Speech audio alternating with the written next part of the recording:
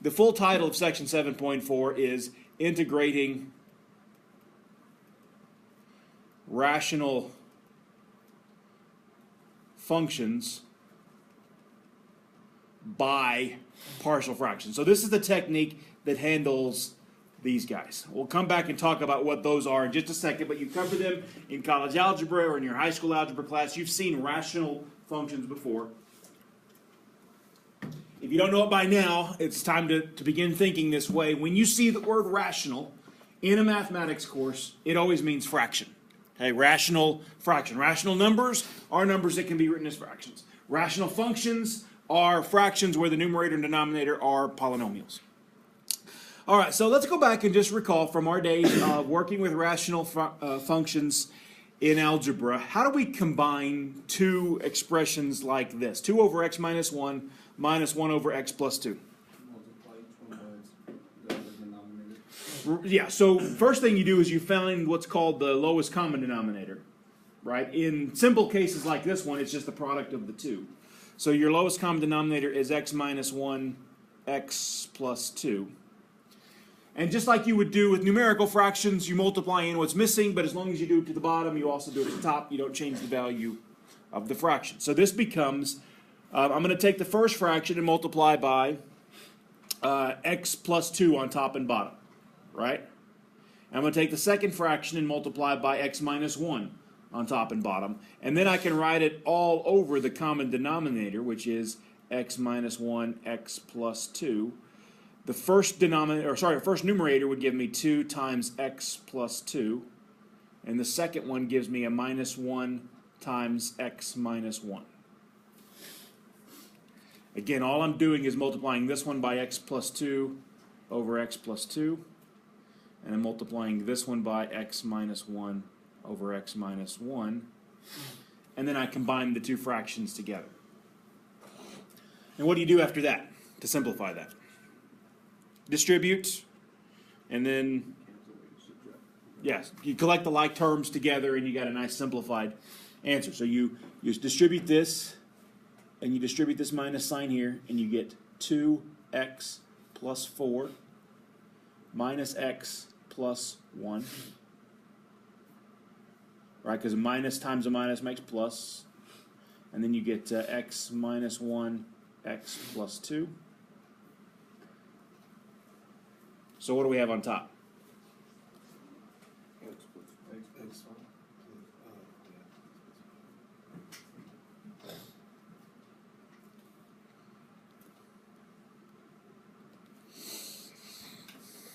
All right, so now come down and look at this integral right here. By the way, isn't that nice? Now I can point with my mouse. I've always been trying to draw your attention to things by using the little tiny dot that was the end of my pencil. But that's what I installed. So now I can point at things, point at this without drawing arrows. All right, so this integral, do you recognize him? Well, actually, if I multiplied out the denominator, notice that's exactly x squared plus x minus 2. That's just FOIL, reverse FOIL, oh well, yeah, FOIL, you multiply out. Reverse FOIL is how you factor. FOIL, multiply it out. And you see, this here is exactly the same as this right here, right? Now, if you tried to integrate this, you run into trouble right away. Remember, don't be tempted by the fact that it's a fraction and you want to integrate the top over the bottom. You can't do that, right? There is no quotient rule for integration. There's no product rule for integration. The only ones that carry over nicely are integral of a sum, right? You can integrate each piece of the sum. Or integral of a difference, you can integrate each part. But when you've got a function over a function, it doesn't work. If I try to integrate the top over the integral of the bottom, that does not give me the antiderivative of that function. Because if you checked, right, if you went backwards to try to take the derivative, remember you got to do that whole mess of low D high minus high D low over low low in order to take derivatives. So reversing that process is not as simple as just taking the integral to the top over the integral to the bottom. So we're stuck here, except now, what do we recognize? This here is the same thing as what I started with, right? This would be the same thing as the integral of 2 over x minus 1 minus 1 over x plus 2 dx. Right? And then that's easy to integrate. You can just do it by substitution if you need to. Actually, it doesn't even need a substitution because the du's and the dx's are exactly the same. This would be like if you did u is x minus 1, du is dx, so you get just 2 over u du on the first integral. Minus, and if you did u equals x plus 2 on this one, du is just dx again. You get the integral of 1 over u du. So that's 2 log u minus log u plus c. But if I plug this u back in here and this u back in here, that's as simple as 2 log of x minus 1. Technically, I should put absolute values around those. Minus log of x plus 2 plus c.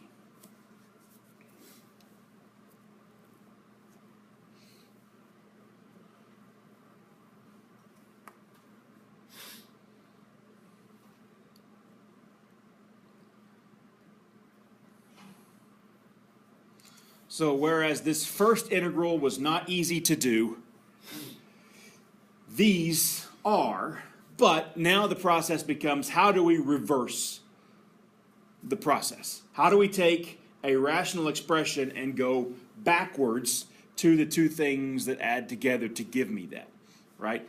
We know how to go this way. Today we're going to learn how to go that way. Okay? All right, so just some terminology real quick. A rational function is a function of the form f of x equals p over q, where those two things are polynomials. So again, what I said as I was introducing this earlier, the great thing about using this technique of breaking fractions down, or what I call partial fractions, is that it works for all of these guys. Okay, this is a technique that works on all rational functions. So anytime you have a polynomial divided by a polynomial, this is going to work. Okay. Now, one thing we got to be careful of, we want to use partial fractions only on what are called proper rational functions. A rational function is called improper if the degree of the numerator is higher than the degree of the denominator. Notice on the example that I did up here, the degree on bottom was bigger than the degree on top. That's proper. Just like when you do numerical fractions, if the number on bottom is bigger than the number on top, that's a proper fraction. It's improper if you've got a bigger number on top. And remember, with those, what you can always do with numerical fractions, in fact, I'm going to come off to the side over here. Remember if you had like 13 over 4? You can write that as, in proper form, it would be 3 1/4, right? Well, you can do the same thing with rational functions, but you got to go back to a technique you learned a while back. This one right here is improper, so make it proper. Do you remember how to do that?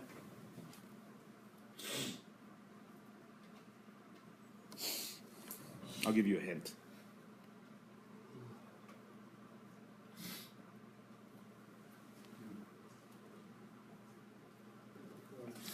Long division.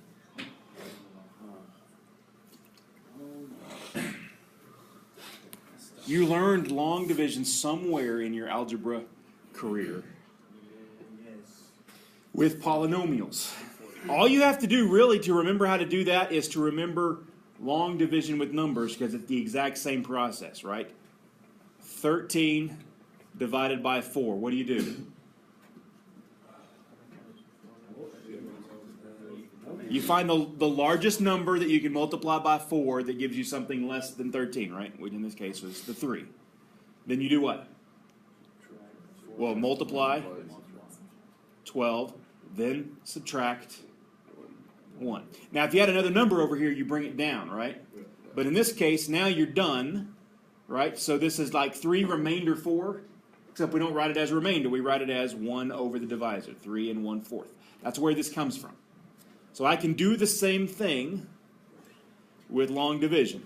Now, there's a couple wrinkles in here that you just got to remember, and I'll point them out as we go. On this one, you take the top, and that's the dividend. That's the thing inside, so x cubed in here. But you want every degree of that polynomial explicitly listed here, so you have a place to line up. So there's no x squared term, so I put 0x squared. Right, I'm just putting this, x cubed plus x inside there, plus a 1x plus a 0. That's the numerator. And then the denominator is the divisor, minus 1 right there.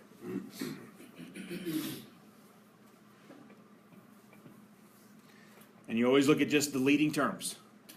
Okay? What do I have to multiply x by to get to x cubed? X squared. So I put it over the x squared. And just like I did with long division, multiply. Multiply that x squared times the whole divisor. So x squared times x gives me x cubed. X squared times minus 1 gives me minus x. Minus x. X squared. Squared, thank you. Then you subtract. Now, how do you subtract a polynomial? You it's straight down, but remember when you have a minus out front, it's got to distribute. So you basically change the sign of everything and add it up. Right? To subtract means to subtract each term. So x cubed minus, that becomes a plus. Those cancel, and I've got just x squared down here. So 0x squared minus a minus x squared gives me x squared. Then bring down this term, so plus x. What do I got to multiply x by to get x squared? X. So plus x. That gives me x squared minus x. When I multiply x here times the x minus 1. So now I'm subtract by changing all the signs. Those cancel. X squared minus x squared. X minus a minus x or x plus x gives me 2x plus 0. Now, what do I got to multiply x by to get to 2? So plus 2. So that gives me 2x minus 2. When I multiply 2 times x minus 1, subtract, and I get a 2 down here. And now I can't multiply x by anything to get to 2, so that's my remainder. So how do I write that up here? Plus 2 over x minus 1. By the way, that's why you learned long division. It's the only reason you were taught it is for calculus purposes. And maybe it's a little fun, I don't know, but still, here's why we can do it now.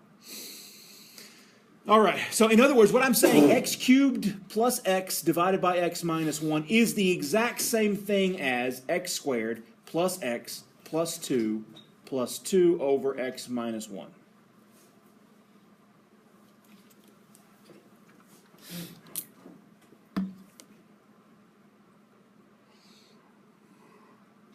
Okay? Now, why is that improved? Well, the right-hand side is easy to integrate. That's the whole value of long division with polynomials, is the right-hand side is now easy to integrate. So that means this integral is equal to the integral of x squared plus x plus 2 over x minus 1 dx.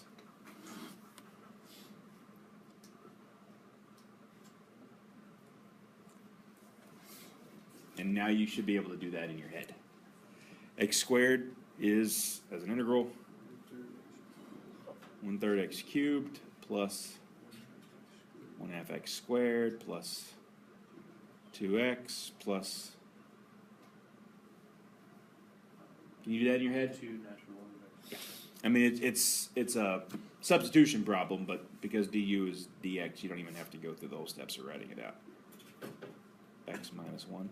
It's the natural log of x minus 1 plus c, and you're done.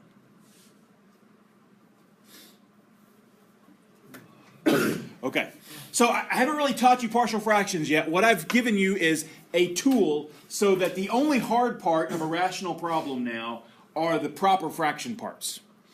Right? If you have an improper fraction, do this so that all you really have to worry about is this guy over here. Now in this case, it turned out to be simple because my divisor was a nice little linear guy. Right? Just 2 over x minus 1. Now what if the remainder had turned out to look like this, right? What if the divisor was actually a more complicated polynomial than x minus 1? That's where we need a tool to be able to take something like this. But from now on, the main thing we're going to be focusing on is the proper case. Okay? If we come across an improper one, long division, and then the hard part of the integral is the improper part. Okay. So far, the steps we know for partial fractions are to divide. That's step 1. And you only have to do it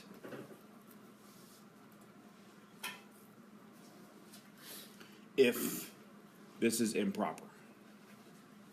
You write it as some polynomial s of x plus the remainder polynomial over the divisor. That's exactly what we just did. You take the top divided by the bottom in long division. You get a polynomial plus the remainder over the divisor. So in that case, the s polynomial is easy to integrate.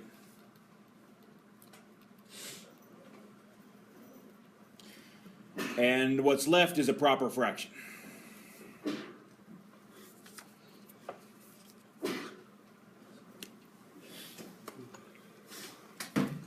All right, so next, when we get to that point and we have the proper fraction at the end, here's what we do next. We factor the denominator of that remainder piece.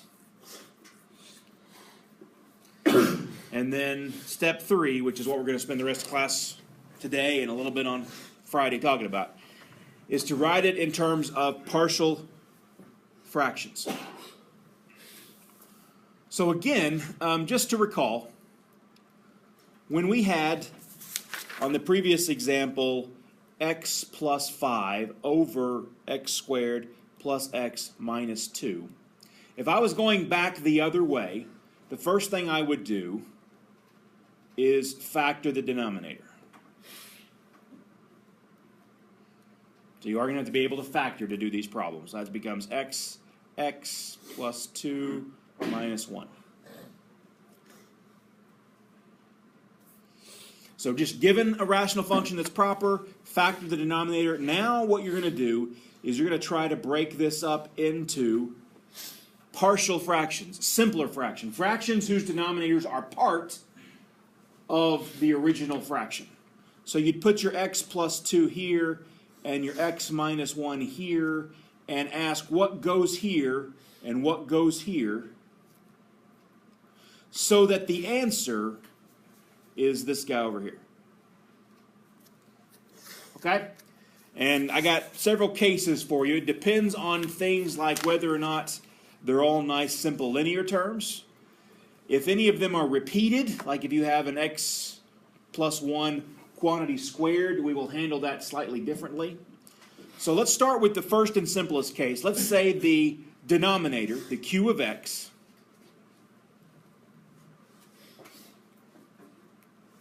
is made up of a product of simple linear factors. Like this one is right here, an x plus 2 and an x minus 1. Those are two simple linear factors. That's all I'm writing right there. Then here's what we do. We take that denominator, actually we take that whole remainder, and we write it as the sum of a bunch of fractions, and just stick each factor in its own denominator. a1x plus b1, a2x plus b2, all the way out to akx plus bk. And then in the numerator, put variables. Normally I'll use a, b, and c, but since I've got an arbitrary number here, I'll call them cap a1, cap a2, all the way to a sub k. It all depends on how many factors that I have as to how many fractions I'm going to split it up into. And then I got to find what goes in those numerators. And that's what I'm going to walk you through, the algebra steps to figure that out. So let's do an example. First of all, recognize, is that proper or improper?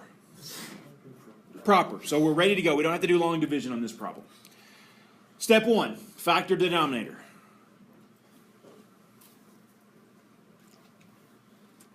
First step in factoring that denominator would be to do what?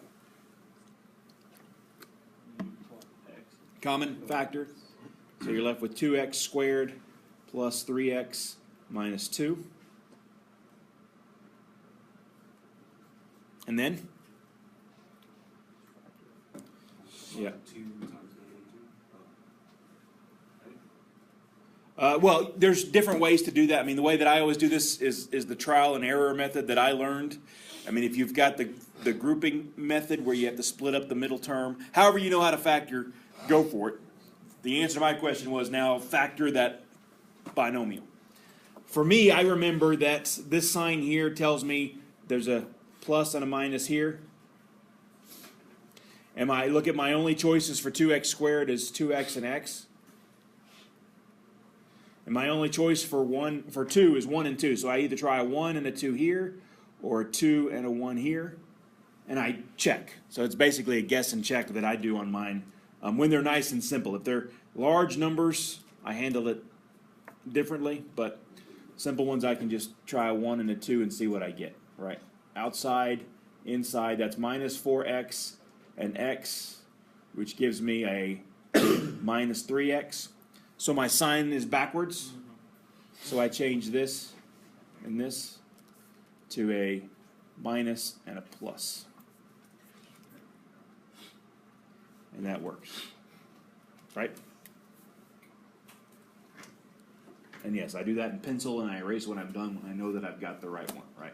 But it's that reverse FOIL technique that I use most commonly. If you need help with factoring, you come see me outside of class. We're not going to go through that in much detail. We're going to assume you can factor. Okay? So here's what we now do. We are going to take the original fraction, x squared plus 2x minus 1, divided by this denominator, factored, and set it equal to fractions added together, 1 for each denominator piece, 1 for each factor in the denominator. So how many factors do I have in the denominator? 3. So I have an a over x plus a b over 2x minus 1 plus a c over x plus 2.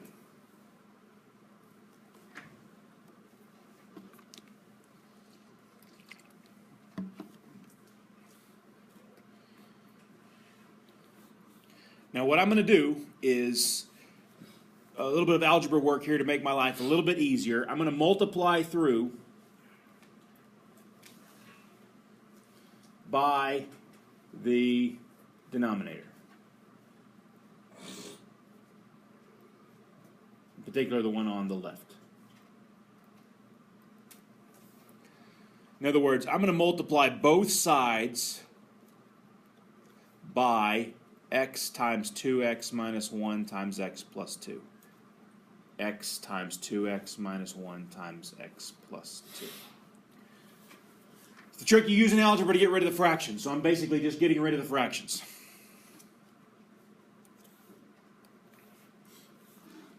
On the left-hand side,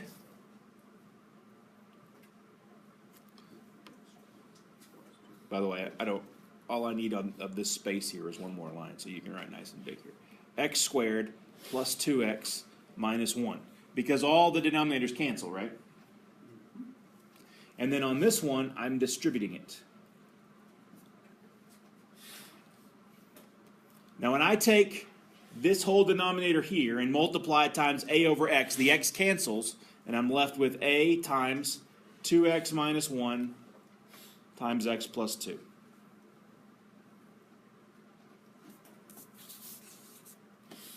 You see that? That's on this distribution. The x cancels with this one. And I'm left with 2x minus 1 times x plus 2. Okay? Now when I take it to the next one, I get plus what's left. And on the last one,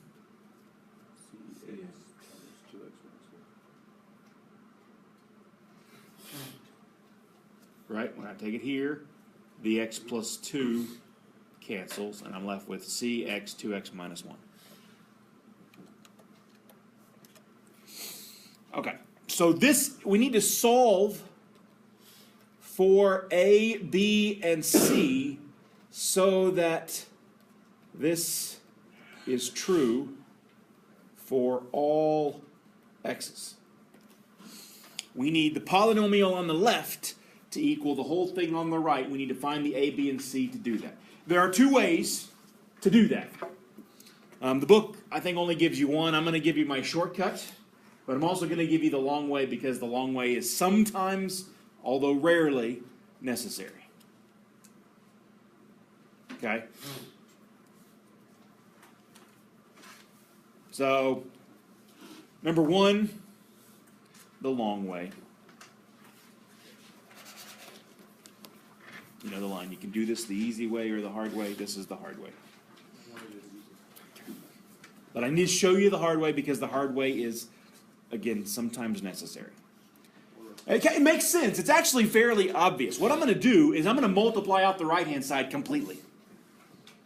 And I'm going to collect all the x squareds together, all the x's together, and all the numbers together. I'm going to make the coefficients of the x squared on the right equal the coefficient of the x squared on the left. And then the coefficient of the x term on the right equal the coefficient of the x term on the left. And the coefficient of just the numbered term equal on left and right. You get three equations then. Coefficients for the x squared equal the x squared. Okay? X, constant, constant. Three equations. How many unknowns do you have? Three. Three equations, three unknowns. You have a system you can solve. Okay? So reduce to a linear system. If there are three unknowns, you're going to turn that into a 3 by 3. If it's two unknowns, you're going to turn it into a 2 by 2 system. Okay, so let's do that. On the left, I still have x squared plus 2x minus 1. On the right, let's multiply out each of these. Just FOIL the first one. The other two are just an easy little distribution. But a times this guy, I'm going to leave the a out front. Outside gives me 2x squared. Outside, inside gives me plus 3x. Last gives me minus 2.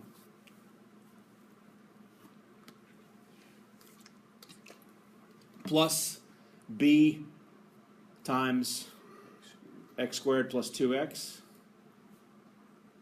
plus c times 2x squared minus x.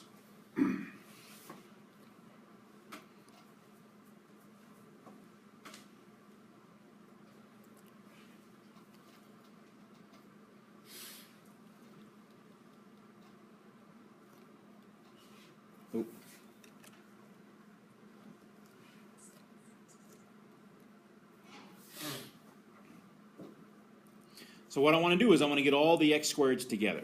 It might be helpful to actually have multiplied this out to see where I'm getting everything, but the point is this is like a 2a x squared plus 3ax minus 2a plus b x squared plus 2bx plus 2cx squared minus cx.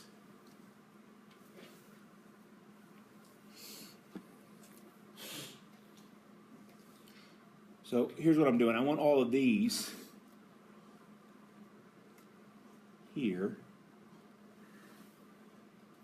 together. I'm going to pull the x squared out of them.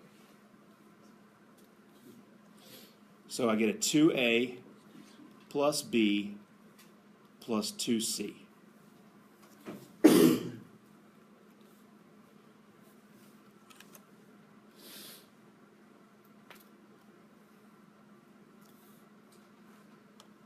Then I'm going to put these together and pull out the x. So I get 3a plus 2b minus c. And the last one is this guy, which is just a minus 2a.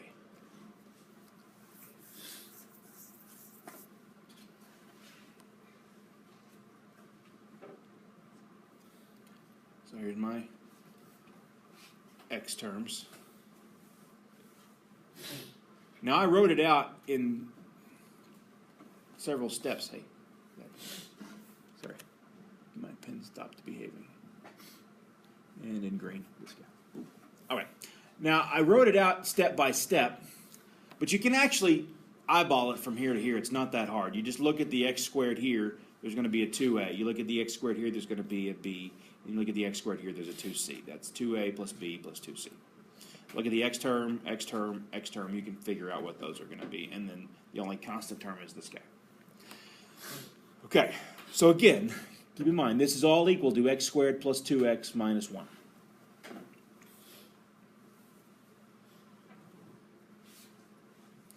All right, so what I'm going to do now is I'm going to set this yellow piece here equal to the coefficient that's out here in front of x squared, which in this case is, it's not explicitly written, it's a 1, right? So I have now that 2a plus b plus 2c is equal to 1. So a, b, and c have to satisfy that equation. And then you see the others, right? This is going to have to be equal to 2. So you have 3a plus 2b minus c equals 2. And then here's your green. Negative 2a equals negative 1.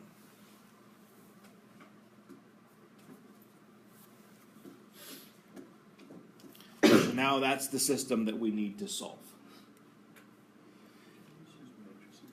You can use matrices. Most of these are going to be easy enough that they're either 3 by 3 or smaller, which means that, and some of them are even as easy as this one. Like, notice that equation right there. I can solve for a right away. Then I can substitute it back into the others. I can use substitution as the technique to solve these. I just solve for one of the variables and plug it into the other equation. Just follow me. It's pretty simple, right? In this case, what does a have to be? Do you see that? Just divide both sides by negative 2. So I've got an a.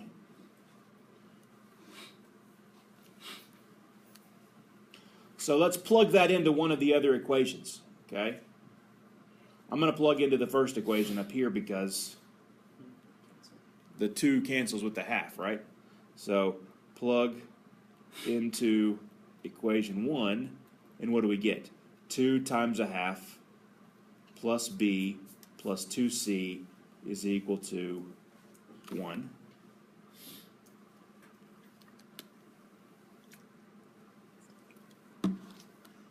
So that's 1 plus b plus 2c equals 1. Now I got 2 unknowns in this, so what I will do is I'll solve for one of the variables and plug it into the only equation I haven't used yet. Say subtract 1 from both sides. We get b plus 2c equals 0, which means negative 2c. Now plug that into equation. Which one have we not used? The second one. So plug that in to here. We're going to plug that in for b, and let's go ahead and plug a in as well. So we've got in equation 2 now 3 times 1/2 plus 2 times a negative 2c minus c equals 2. One equation, one unknown. Just a little bit of work to do here. 3 times a half is 3 halves. Minus 4c minus c equals 2. Move the 3 halves to the other side, so subtract 3 halves. 3 halves. It's going to give me negative 5c is equal to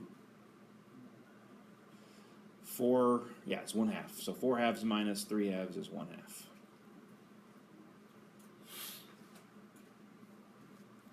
So what is c?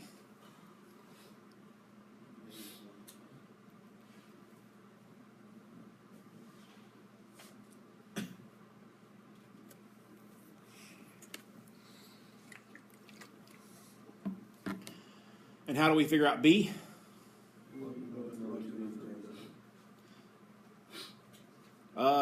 I can plug it back into, the top one. Actually, I've got a nice little formula right here for b. Either way it would work. I could plug a and c back into, say, the first equation to find b, or I can just plug it back into here. So b is negative 2 times negative 1/10. Negative negative makes positive. 2 cancels with the 10, and I get 1/5.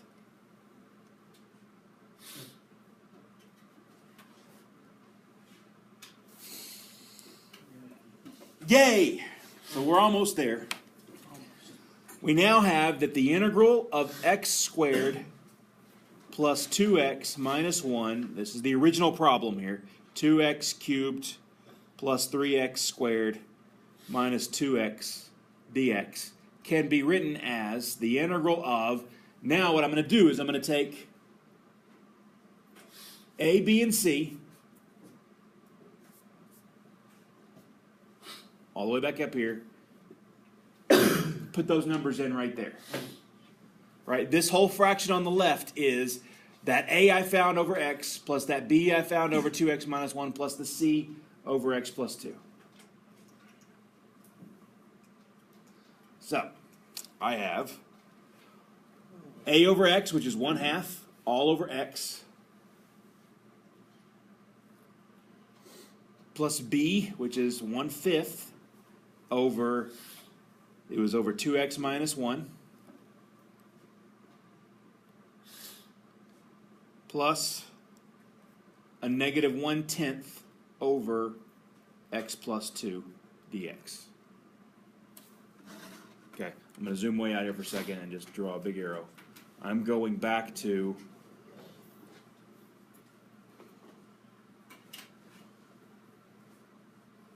that right there.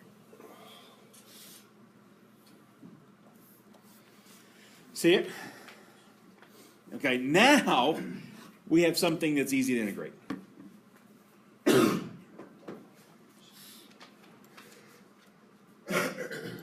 Or possible to integrate. I would write this as, pull the 1/2 out. Like I'm going to split this up into 3 integrals. This one, and this one. Just take the 1/2 and move it out front. Same thing with the 1/5, 1/10. So this is 1/2 times 1 over x plus 1/5 times 1 over 2x minus 1 minus 1/10 times 1 over x plus 2. Integrate that, dx.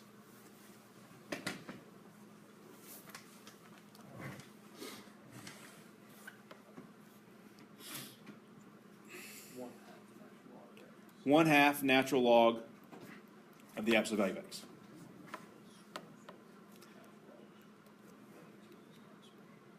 Yeah, this is, you got one little wrinkle you got to be careful of right here.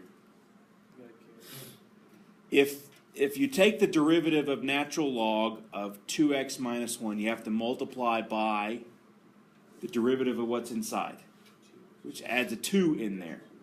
So I need to put a 1/2 out front. That also shows up if you do the substitution, right? Technically what you do is u is equal to 2x minus 1, du is 2x dx. So you'd have to stick in a 2 and multiply out a 1/2. So that's where it comes from. And then you get integral of 1 over u, which is log of u. I'm doing some hand waving, some fast steps there. But the integral of this guy right here is this thing right here. Are you okay with that?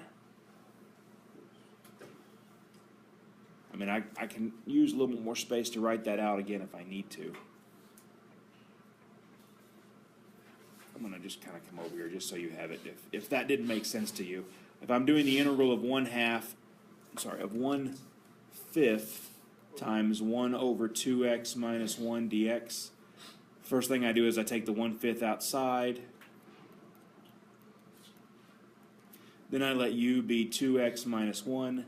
du is 2 dx.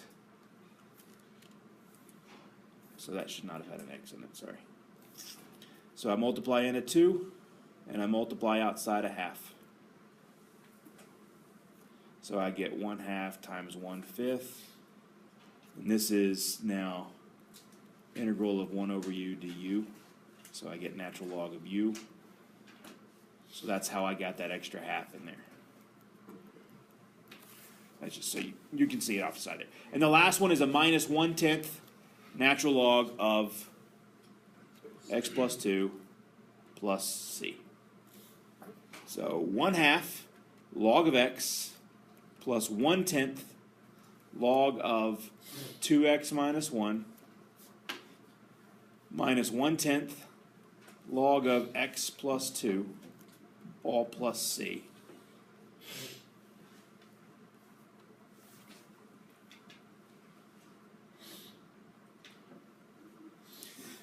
There's the integral. All right, so remember the problem we started with? Way back here on this page? Factor, write as partial fractions, then take all this work here to find out what the a, b, and c would be. And then once you know the a, b, and c, you integrate each fraction separately. When I said there's the easy way and the hard way ended right here. From this point on, you have to do it the same way from that point forward. I've got a shortcut to help you find a, b, and c, is what I've got. Okay? And that's what I will cover at the beginning of class on Friday. Absolutely. There you go.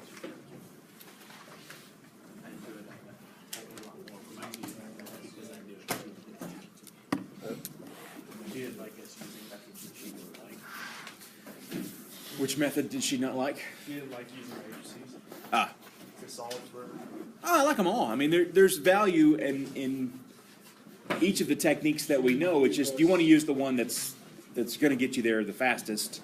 Although the nice thing about matrices is it works all the time. Like I was talking about before, I like those kinds of methods that work on all systems. The substitution is not very good for bigger than 3x3 systems. You thought that we were cheating because, like, 8 of us, because we all had, like, our classes younger together, and we learned them. You thought we were all cheating. Working together, even though you all just learned